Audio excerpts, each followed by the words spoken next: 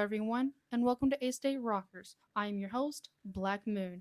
For this spooky season, I've got a student guest with me. Why don't you speak your name and major and what year you're in? Hi, my name is Don. I am a senior and I am a chemistry major. Now, why don't you tell me about your experience with rock and metal music? Yeah, of course. So I grew up with my dad around, and he grew up with music from the 70s, 80s, 90s, that kind of general vibe. And from there, I picked up his taste as well as growing a bit of my own through experimentation. And of course, over being alone for a little bit, I've grown a little into my own. Why don't you tell me about your favorite bands? Yeah, of course. I'm very fond of Hailstorm, for example. I've grown. Let's see. I have a lot of bands I like. I'm gonna narrow things down. Uh, Why don't you tell me a few that you can just think up on the top of your head? Pink Floyd, Zeppelin, Hailstorm, of course, as mentioned. I think that's my three. That's if I had to pick three to summarize. That's it. What about bands like Creeper, Ghost? I'm less of a fan of Creeper. Ghost I do quite enjoy. On occasion at Yes. least. Yeah, that is. Especially with their newest album, I haven't heard it yet. Skeleton. It is a really good album. Then I will.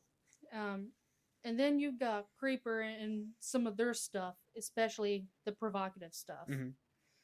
But won't get too much into that. But um, how what kind of bands do you like, especially the ones before the 2000s, what like ACDC, Def Leppard and all that? Yeah, so I'm a big fan of narratives in my work. So for example, if I want to be very very simple here, we can go with what Pet Sounds, Beach Boys, very big fan of it. Mm-hmm. Pink Floyd, big fan, of course, mentioned earlier. Um, the Who, it wasn't the Who, Pinball Wizard, who was that? I don't really know. I don't listen to the Who. I'm sorry. But no, I like. I think narratives. I think of albums. I think of that kind of thing. And those Like are mine. stories. Yeah, I like stories, and I like. And like some of the stuff, especially from Iron Maiden, because some of them did actually have stories. Iron Maiden did a good job of storytelling. Yes. Especially with the Dance of Death. Yeah, that was them. They did that. But then there's some of their stuff that didn't really make much of the cut. But hey, it's with a lot of bands before the 2000s. It's rare in general for there to be nothing but hits from anyone really. So Yeah, I'm not expecting it. hits and misses, especially with Iron Maiden's Phantom of the Opera. I love that one, especially the old one. Interesting. Okay. I like a lot of stuff from the 70s and 80s as well, especially Kiss, Iron Maiden, ACDC, especially. So you like your hair bands? Some hair bands. And then you've got the classic hard rock, and Yeah. it's I do not care what kind of rock and metal it is as long as it's good music. Okay, I'm with you. I'm with you. What about other ones? So I tend to like my metal, not well, metal. I said I like my rock slower. I've been looking more into even back as far as the '50s. But Dion Belmont is my current like go-to for that. I think Dion on his own had a couple of hits, but not much. And I've been looking at that earlier sound to see what's going on there, and that's my recent stuff. Yeah, and can you tell me like the earliest memory that you've had just being exposed to rock To rock specifically, and metal? so I remember getting my first radio, and Nice. I remember because it was Little Rock at that point, somewhere around there, and I remember it was 94.1. I want to say like the point or something like that. Mm-hmm. And I remember hearing it, and I remember my first song that I heard that was rock in any way, and it was this cover of Sound of Silence. I went, "This is garbage," and immediately changed the radio. The Sound of Silence Uh, by Disturbed. Disturbed, yes, but this is the worst thing I've heard in my life. And immediately got up to change the channel, and that was my beginning of rock. Yeah, and if I could tell you the beginning, I had this was when I was still listening to iTunes, like the iTunes music off Apple Music that my parents had. The first ever exposure to rock that I remember was AC/DC's TNT. Sure. Yes, and I continuously listened to that, and then I eventually got into Bon Jovi, Def Leppard, with Pour Some Sugar on Me, and Oh, that's a terrible introduction for a child. what? Hey, I didn't know better. It's No. a catchy song. It is a catchy. I will give you that one. It's and plus plus a lot of songs that have been a bit provocative, especially the hair bands. They they don't. A lot of people, especially the ones that are conservatives now, they like it, Yeah, and it's because it's the '80s. I think it's because they grew up with it. That's my Yeah. theory. Hey, I've grown up with a lot of the hair bands, and and especially with now knowing the meanings of some of this stuff, I don't mind it, Hmm. and I don't think anybody should get judged because of that. It's it's mainly all because of all that. Have you dealt with any kind of hate during your time getting into rock and metal? So when I was younger, and throughout my life, there's been this band, this movement of what I consider new emo. Mm-hmm. So when I was younger, and now as well, very much like Evanescence, My Chemical Romance type, Yes. Paramore, that pop punk scene, Mm-hmm. that kind of came about in the mid aughts and really came into its own early 2010s, I would say. Mm-hmm. Um, yeah, you get a lot of hate for that one. Yeah. Uh, Oh, yeah. Especially with the fashion. at the begin, like when it was coming out and like becoming into its own properly, it's better now. It's still bad, but when it was Yeah. happening, it was really bad. Yeah. Oh, you. That is a special. That's with every kind of hate that you get. It's going to be like really bad at first, and then it'll eventually get better. Especially when it came to like the when it came to the attack of goths. Won't get too much on how that happened, but back in like the '90s, it was bad. Mhm. Even to the point that even harmless things were being considered bad, especially to like your Republicans and all that.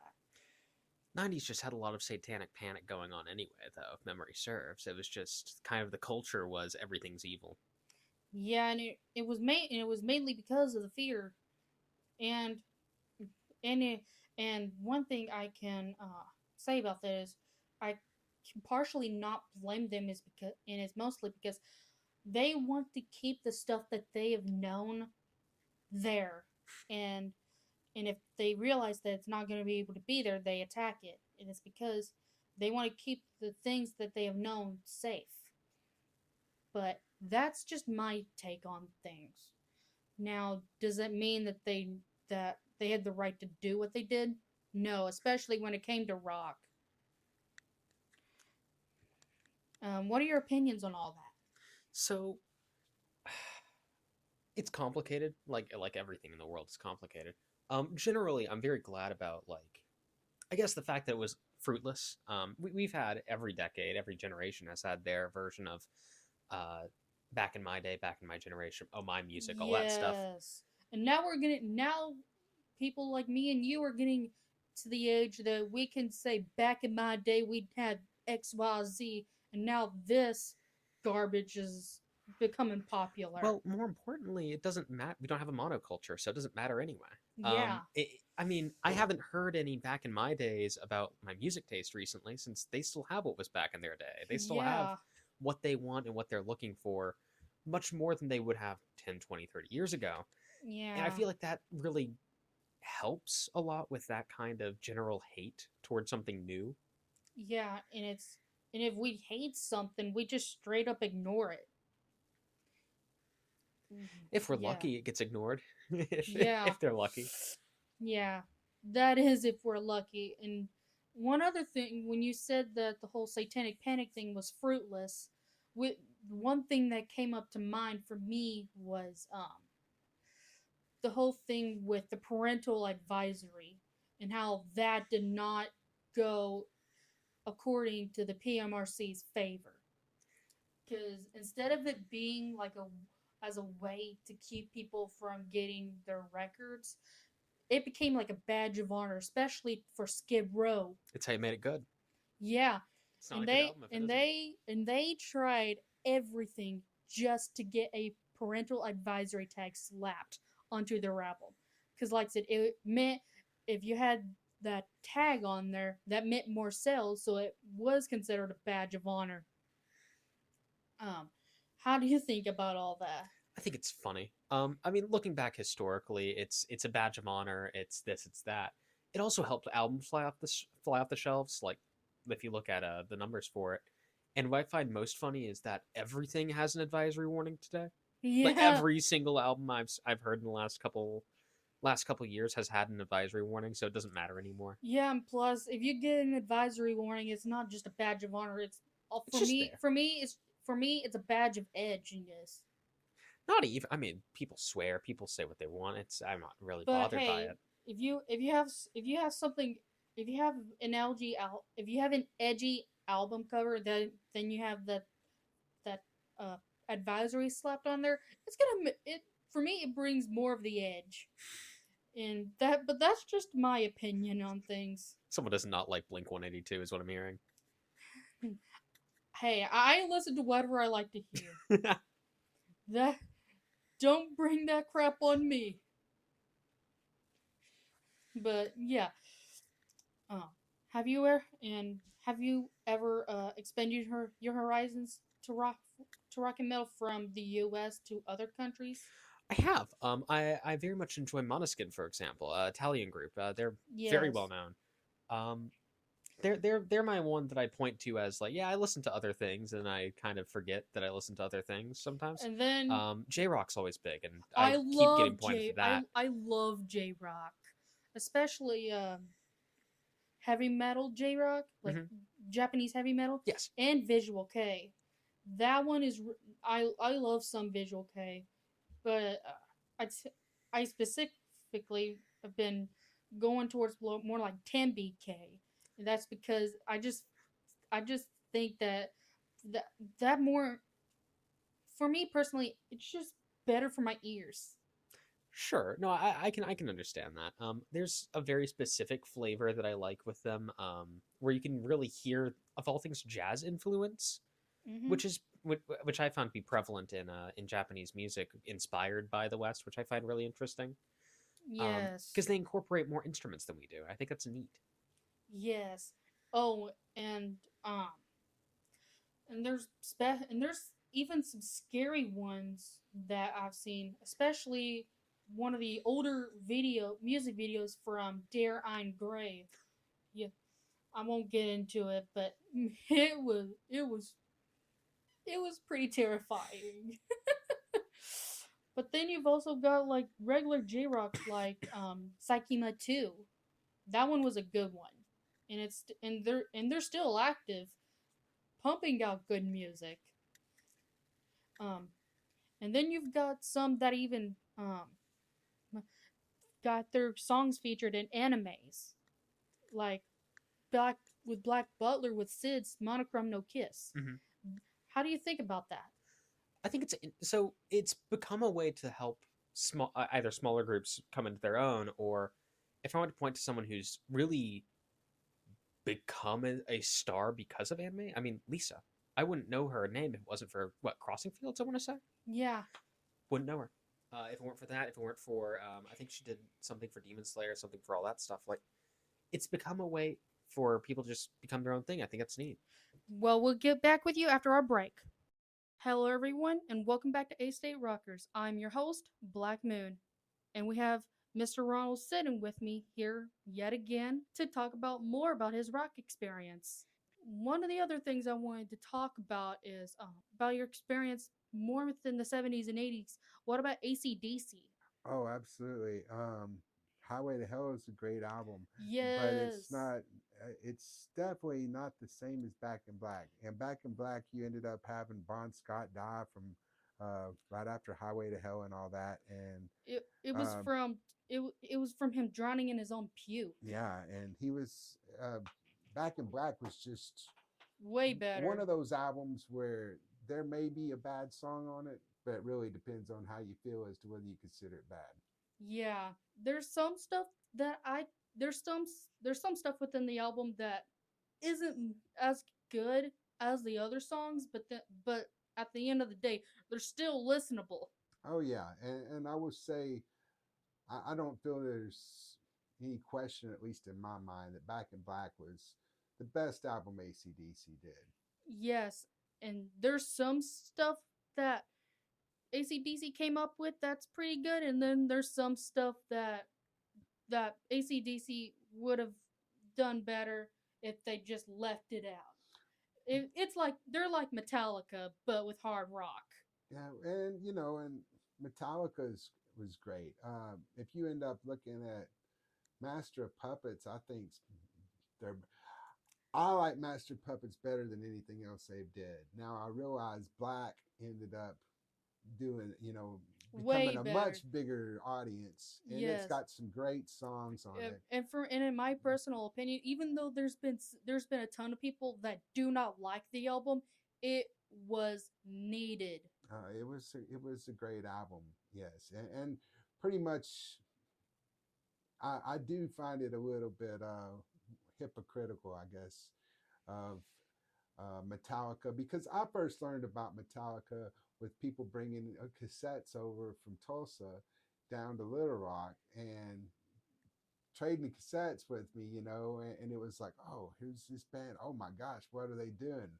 And they and then they got so upset about people taping and stuff, and it's like, bands like the Grateful Dead, that's how their music got out to people, was through taping. And so for Metallica to come in and get a little bit I don't want to But say her, holier than now, but but her, they definitely um, they turned off a bunch of fans going that route. yeah. First they started off with thrash, and then they got more into heavy metal after Master of Puppets. But talking about the whole controversy with them not taping, that was the same thing that happened with Napster and Lars Ulrich. Yes. It was so bad. Well, it's just and don't get me wrong, I do understand where if you've made something, it's kind of your baby, and you want to make certain that you have control over that music. Um, I do, but then when coming back to Metallica, though, considering how did their name get out? How did people find out about them? And it was all through tapes. It was all through mixtapes and people, passing on stuff. And so I just think that they really they hurt themselves because of getting after their fans. And honestly, after what was it, Load, I think was the album in late 90s, early 2000s. After that album, I didn't even really care for that album, so I just Oh, kind of I quit. I could I personally cannot listen to any other to to any album past the Black album. It's because a lot of it just tends to be how do I say it? It tends to not be as good as the Black album or further. Oh yeah, well, I mean, if you go back to Justice for All, I mean, that was a great album Yeah, too. It's that it just was a good album. you had a bunch of stuff there, and again, I'm showing my age because all those albums came out whenever I was in my teenage, early 20s, Hmm. and so that's yeah, that was prime listening back in the day. Yeah, and the main lesson that we can learn from Metallica after what they did is you can control what you produce. You just can't control how it's distributed. It's very difficult to do so. That's for sure. Yeah, and it's just best to just um, let the fans do distribute it how they want to distribute, and and hope for the best. Well, that's but then you got bands who have been doing this for years and who don't have anything to show for it because they didn't Yeah. have any control. So I mean, from the artist standpoint, you especially you start looking at all the one hit wonders throughout history, and you start Yes. going, man, what did they ever get out of that? and a lot of them didn't get anything out of it, you know. No. So it's I can see it both ways. Um, there's got to I think again probably the Grateful Dead had the best idea, and that is they weren't making money necessarily off the albums that they made, but they were making all their money through the tours and through the merchandise, all the paraphernalia that they had at every Yes. single show. And And they that's built up their fan base so big that even after Jerry Garcia died, what 90, it's been over 30 years now. Even after he died, there's they're still still rolling, there's you still know. a bunch of fans. Yeah, so I mean, So that's just, and isn't that how Kiss got their fan base? uh, It was through a lot of the merch and paraphernalia that they had. they had some of that. Kiss was different because Kiss wanted to paint up, or at least I never. They just wanted to shock people. When they first came out, it was like, what are these people doing? You know, and you know, what was Destroyer album was an incredible album, and Yes. but the whole, I don't know, they by the '80s I was tired of Kiss. Yeah. Their whole their their whole thing was shock people while wearing makeup. Yeah, and then when they shocked people when they took off their makeup a few years later, Oh yeah, because that I've heard you that they know got a ton of backlash because they took off their makeup. they did, but I mean they also ended up they lost Peter Chris off the drums, and it really wasn't the same Yes. band after that. Don't get me wrong, No. Gene Simmons is still he's still Kicking. great, but and Um. Paul Stanley is a great singer, and I got to see them, and I guess it would have been the early '90s that they came back to Little Rock, and I saw them, and they put on a good show. Don't get me wrong, but it wasn't the same. No, and it still isn't the same, especially with now in 2025, because the members they're now older, and through some of their skills, they've shown their age. Yeah, well, I mean, you know, nobody gets to stay 18 forever.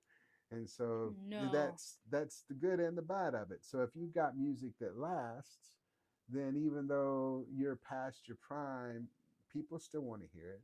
You know, Yeah. even in somebody like Jimi Hendrix, you know, he ended up dying. I mean, he was one of the kind of like Jim Morrison, Janis Joplin, that whole little crew that died. I think it was at 27 was their 27 age. Club.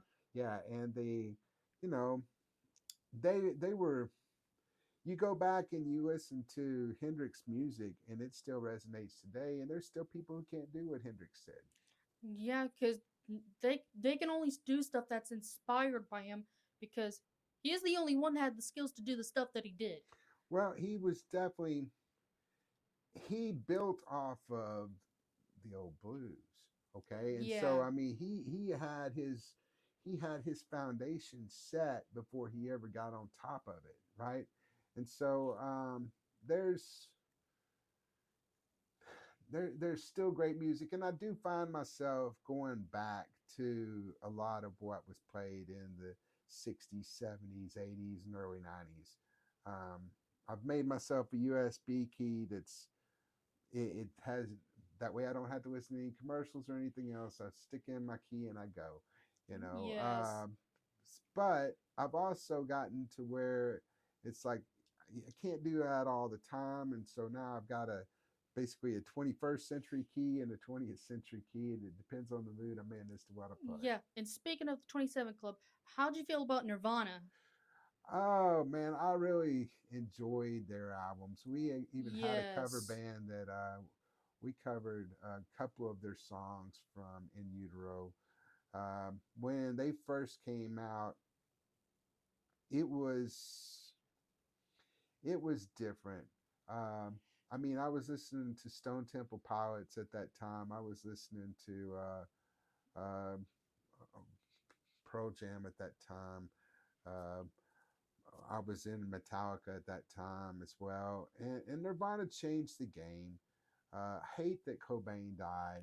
Yeah. Um, Especially since he's now part of the 27 Club. yeah, and he's it would have been. I wonder in all their cases, Morrison, Hendrix, Cobain, and Janis Joplin. I wonder what would have gotten. And so that's the sad part is what did we miss? You know, Yeah. well, and even and oh, the guy from Alice in Chains and Stone Temple Pilots. Those two singers that are gone with us now, not the 27 Club, but I mean, they just, they got in over their heads with what they were doing. Um, but the music that we no longer have or that we didn't get because they passed, that's what's kind of sad. But then you've got somebody like Prince who wasn't metal, was really But more funk, R&B, but also put out some rock, and if you go, he's got a vault that they say they could release an album every year for the next 100 years. We wouldn't get through all of it. So that's what I'm going. He was able to make it and still make extra music, and it makes me wonder what's there.